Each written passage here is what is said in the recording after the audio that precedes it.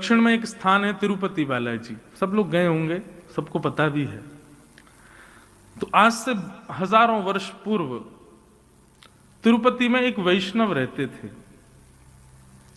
तिरुपति बालाजी की वो सेवा करते थे। तब इतना समृद्ध स्थान नहीं था, इतनी ज्यादा व्यवस्थाएं वहां पर नहीं थी। एक दिन जेठ का महीना, बहुत भीषण गर्मी, और क्योंकि तिरुमला पर्वत के ऊपर तिरुपति है, तो गर्मियों के समय में यदि कभी आपको जाने का अवसर भी मिले तो भी देखेंगे कि बिना किसी कारण ही आपके समस्त वस्त्र जो है गीले हो जाएंगे, इतना पसीना आता है। इतनी गर्मी दक्षिण में तो पड़ती भी बहुत है। तो जो वैष्णव सेवा करते थे उनके मन में आया, इतनी गर्मी पड़ रही है, इतना गर्म मौसम हो रहा है, ठाकुर जी की नौका विहार के लिए एक सरोवर इस पर्वत के ऊपर होता तो कितना आनंद आता। हम ठाकुर जी को सरोवर में नौका विहार कराते, ठाकुर जी को थोड़ी शीतलता मिलती, आनंद आता। इतनी व्यवस्था नहीं थी, इतने लोग नहीं थे, तो दोनों दंपति, पति पत्नी दोनों लिए फावड़ा और लग गए खोदने सरोवर बनाने के लिए। अब दो लोग इतना बड़ा सरोवर बनाए तो कितनी व्यवस्था करनी पड़ेगी। बेचारे दोनों खोदते, फिर जितनी मिट्टी इकट्ठी होती उसको लेकर के जाते, दूर फेंकते। तो जो ब्राह्मण थे, उनकी जो ब्राह्मणी थी वो गर्भवती थी, उनके गर्भ में बालक था। वो जब मट्टी उठा करके दूर कहीं फेंकने जाती तो ठाकुर जी को बड़ी पीड़ा होती। बोले कि देखो, हमारे सुख के विचार के लिए दोनों कितना श्रम कर रहे हैं। वो गर्भवती माता है, उनके गर्भ में बालक है, फिर भी देखो वो कैसे लगी हैं, धूप ताप कुछ विचार नहीं करती, हमारी सेवा में तत्पर हैं।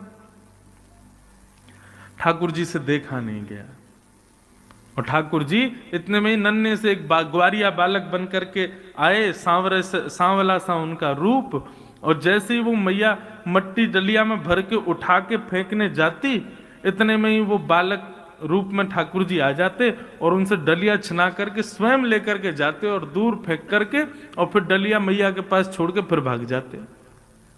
मैया बोली, पता नहीं कौन नटखट बालक है, किसका बालक है, कहां से आ जाता है, मेरी डलिया उठा के भाग जाता है। पुनश्च फिर से मट्टी इकट्ठी करके जैसे ही डलिया उठाई, फिर से ठाकुर जी आ गए और फिर से डलिया छिना के और लेके जाएं और दूर पटक करके और डलिया उनके पास फेंक के फिर भाग जाएं, और वो रोकना चाहे तो रुके नहीं। 2-3 बार जब ठाकुर जी ने ये किया तो ब्राह्मणी ने जाके ब्राह्मण को दिखाया। बोले देखो, आप मट्टी खोदते मैं भरती हूं, जैसे ही मैं लेके जाती हूँ पता नहीं कहां से बालक आता है और वो पूरी डलिया लेके भाग जाता है और फेंक के, और फिर कहीं अंतर्ध्यान हो जाता है, कहीं चला जाता है, छुप जाता है, किसका बालक है यहां।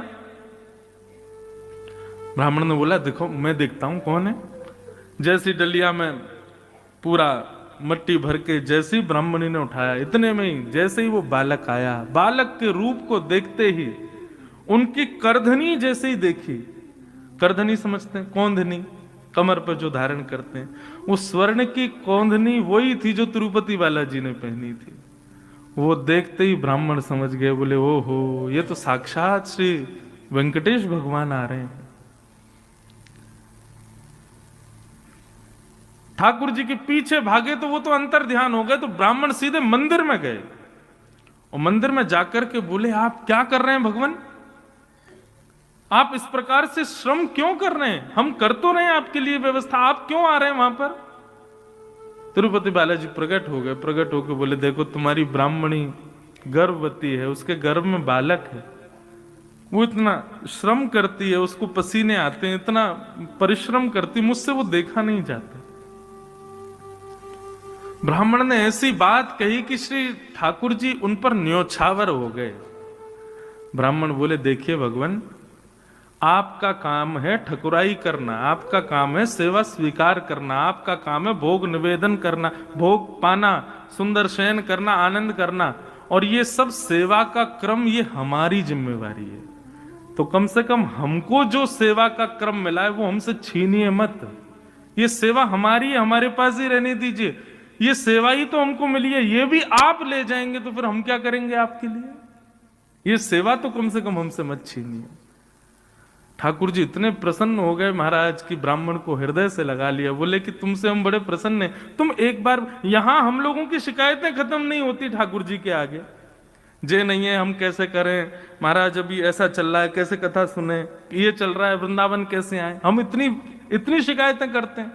और कहा वो ब्राह्मण देवता अपनी गर्भवती पत्नी को भी सेवा से विमुक्त ना होना पड़े, ठाकुर जी को डांट रहे हैं कि आप हमारी सेवा मत छीनिए, इस सेवा का अधिकार हमारा है, हमको ही करने दीजिए, ये भी आप ही करेंगे तो फिर भक्त किस काम के।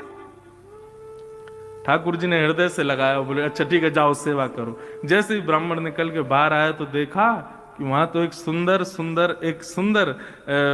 कुंड का निर्माण हो चुका था। ठाकुर जी ने बढ़िया सुंदर सरोवर वहीं व्यवस्थित कर दिया ताकि अब इनको सेवा ज्यादा ना करनी पड़े और हमारी नौका विहार का क्रम होने लगे। कहने का अभिप्राय, ठाकुर जी जड़ नहीं है, ठाकुर जी चैतन्य है। चैतन्य का अभिप्राय क्या है? अभी सर्दी है, आप लोग शॉल पहन रहे हो, जैकेट पहन रहे हो, क्यों? क्योंकि आपको सर्दी लग रही है। गर्मी आ जाती है आप एसी चलाते हो, क्यों? क्योंकि आपको गर्मी लग रही है। ये क्यों? क्योंकि आपका शरीर चैतन्य है। ऐसे ठाकुर जी भी चैतन्य है, ठाकुर जी जड़ नहीं है। उनके प्रति जड़ बुद्धि मत रखो, वो दिखते जड़ हैं, वो दिखते ऐसे कि पाषाण में हैं, वो दिखते ऐसे कि कोई धातु में है, लेकिन वो धातु या पाषाण में नहीं है, वो साक्षात चैतन्य है। और मैं तो ऐसा कह दूं तो कोई अतिशयोक्ति नहीं, ठाकुर जी आए थे जब हमारे पास तब जड़ थे, अब उनको चैतन्य करने की जिम्मेवारी हमारी है। अब वो चैतन्य हो, ये जिम्मेवारी हमारी है। कभी आपके लड्डू गोपाल या जो भी सेवा का क्रम आप अपने घर में करते हो, कभी उनका स्पर्श करके अनुभव हो, जैसे एक मानव को स्पर्श करने पर अनुभव होता है, वो अनुभव उनको स्पर्श करके हो, तब सोचना अब हमारी सेवा प्रारंभ हुई है।